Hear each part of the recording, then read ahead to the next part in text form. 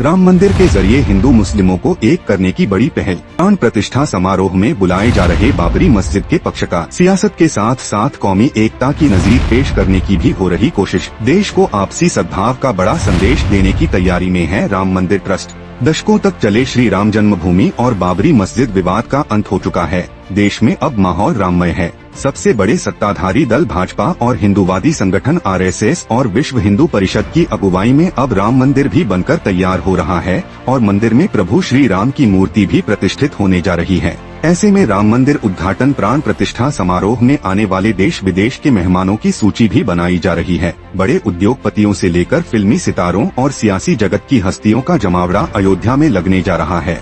राम मंदिर के जरिए देश में सियासी माहौल तो बनाया ही जा रहा है, इसके साथ ही हिंदू मुस्लिम एकता की कोशिश भी की जा रही है।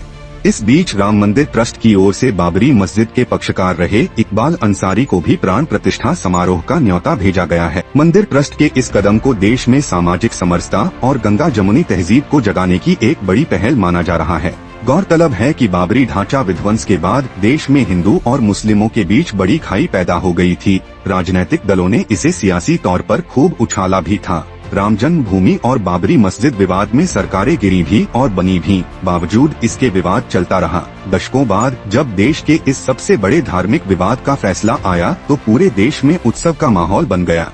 उम्मीद के मुताबिक मुस्लिम पक्ष की ओर से सुप्रीम फैसले को लेकर कोई ऐसी प्रतिक्रिया सामने नहीं आई जिससे देश में किसी भी धर्म संप्रदाय को तकलीफ पहुंचती। अब हिंदू मुस्लिम विवाद की सबसे बड़ी जड़ से जुड़े बाबरी मस्जिद के पक्षकार इकबाल अंसारी को भी अयोध्या में हो रहे उत्सव में बुलाया गया है। पहले मुस्लिम पक्ष की ओर से इकबाल के पिता हाशिम अंसारी बाबरी मस्जिद राम मंदिर विवाद के पक्षकार थे। बाद में हाशिम अंसारी ने इसकी कमान अपने बेटे इकबाल अंसारी को सौंप दी।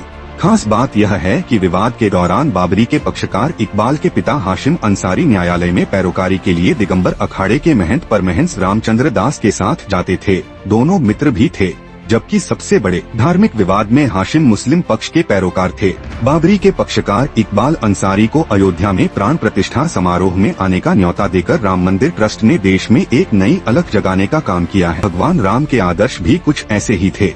त्रेता युग की अयोध्या में भी प्रजा के साथ कोई भेदभाव नहीं किया जाता है। जाति धर्म संप्रदाय से परे राम राज्य में सभी एक समान थे।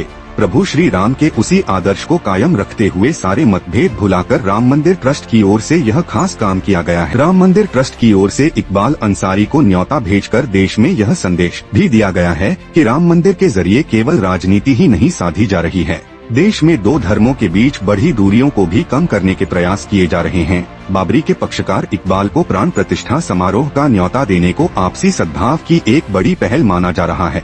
दूसरे धर्म संप्रदाय के लोगों ने भी ट्रस्ट की इस पहल का स्वागत किया है। हिंदू मुस्लिम एकता अयोध्या के लोगों के बीच पुरातन समय से आपसी सद्भाव की परंपरा कायम रही है। अब राम मंदिर ट्रस्ट के इस फैसले को एक नजीर के रूप में भी देखा जा रहा है।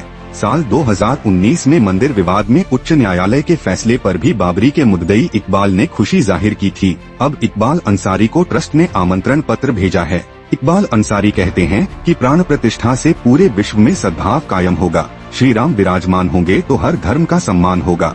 भगवान श्री राम के समय में किसी को कोई तकलीफ नहीं हुई। अब देखना यह होगा कि राम मंदिर के सहारे देश में चल रही सियासत के साथ साथ मंदिर ट्रस्ट की यह कौमी एकता की पहल आपसी सद्भाव को कहां तक ले जाएगी।